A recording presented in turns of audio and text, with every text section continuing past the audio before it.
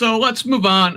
And I know Jennifer, you wanted to talk about this one. I'm glad I got it in here. So this week, it was announced by the Indiana, FSSA that the state will not have any new childcare vouchers available until at least 2027. So officials expect this freeze on vouchers to help low income working parents pay for child support continue through the end of 2026. According to the fiscal update Wednesday from FSSA, the state stopped issuing these new vouchers last December and has nearly 31,000 children on the wait list as of September.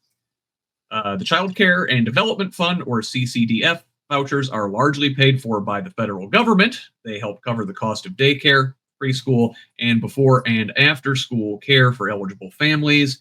According to Adam Olson, the director of the Office of Early Childhood and Out of School Learning, the office, quote, simply does not have the funding available to prudently begin enrollment before that date, end quote. And I'm going to go ahead and come back to you on this one, Jennifer. I mean, I've used this. Yeah, go ahead. I'll say I have used this before. It's been many, many years, but I think there's a lot of misunderstanding about the CCDF, the Child Care Fund, in that it is also a sliding scale. So it's not like all of these people are out there getting free child care. At one point, by the time I finally phased out of it, I have 4 children. I think I was paying $1,000 a month. So that's a lot. And I was getting assistance on that. So this is just one of those situations that, again, is going to disproportionately affect women. For one, if they're not adding new spots for 2 years, that's ridiculous. That's just a whole lot of people that are not going to be able to be in the workforce. And then that continues to poverty just, continues through that. One of the things that they don't talk about is that over the course of this time, people like me phase out of that. So people stop using that. So for a 2-year period, even though people are stepping back and people might be paying more money towards their own child care or no longer using the program, they're not even going to be using that money to help get other people into the program. And we know child care, this has been going on for decades. Even during COVID, there was just a whole lot of issues about childcare. The people that work in these childcare facilities, even including like Head Start, they don't make a lot of money. And so these are people that are also going to have to start looking for jobs. So I think there's already some Head Start offices or programs in the state of Indiana that are not going to be happening. They are shut down now temporarily, hopefully. But what's going to happen to those families in the meantime? They are not going to have care. So people that don't have care are going to maybe have to leave the workforce on top of the people that are working in the child care. They may have to leave the workforce or go elsewhere. So it's just another one of those things where the state of Indiana and the national government shows who is important. Yeah. Jackson, let me ask you, child care as infrastructure was one, among other, human services as infrastructure, was one of the major components of Joe Biden's original Build Back Better as proposed in 2021. Now, if you recall, Democrats in Congress sort of split over whether to do this thing. We got the Inflation Reduction Act out of it, which it did a lot of good things, but kind of left out all of the human investment. If you had been in Congress at that time, would you have held fast like the Squad and some of the others, or eventually relented to get half a measure done? No, so these things are human rights, and you can thank Joe Manchin and Kirsten Sinema for slaughtering that bill and all of the that could have been the most progressive thing. Joe Biden would have been a hero, and Kamala Harris would have walked through the 2024 election being the working class hero. But no, of course I would have stayed strong for human rights. And that's what my campaign, we're advocating for, on top of those policies you mentioned, we need universal daycare, universal school meals. Not a single child should go hungry. In Indiana, 1 in 5 children are food insecure. That is unacceptable. We need, paid family leave for family, like parents to actually take care of their children once they're born or adopted, and like many other programs, universal pre-K, everything.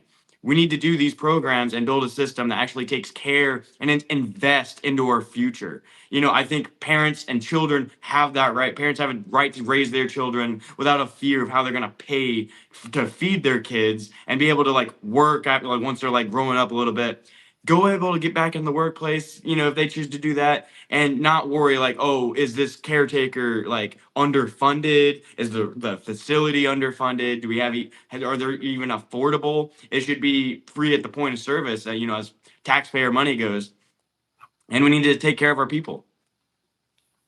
Simon, let me ask you. Go ahead, Jennifer. I just want to throw in there, I don't know if anybody caught this, but New Mexico, which I actually used to live there in high school, they now have, I guess, universal childcare.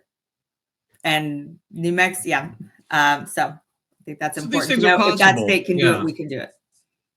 Simon, I wanted to ask you, this is like one of my primary complaints as an American is that we treat everything here as a friggin' commodity. It's got to be something you can charge for, like childcare. Why don't we just treat this as a service, as something the government just does because it's the right thing to do? How do they handle this in the UK? They just do it. I mean, I love that. It took a lot of legislation in order to move, and like with the National Health Service, there were models that existed before on a local level, like for the mining communities, where they would have a lot of accidents and stuff. They would have their own medical communities that they put together, and they were basically, you put in I can't remember what it was, a shilling or whatever every month, and then that paid for your healthcare. The whole idea is that you have an agreement between the individual and the state to provide these services. And so the individual is responsible for the contribution, which is usually done through taxes, and then the state then provides back the services. And I mean, this could be extended to anything.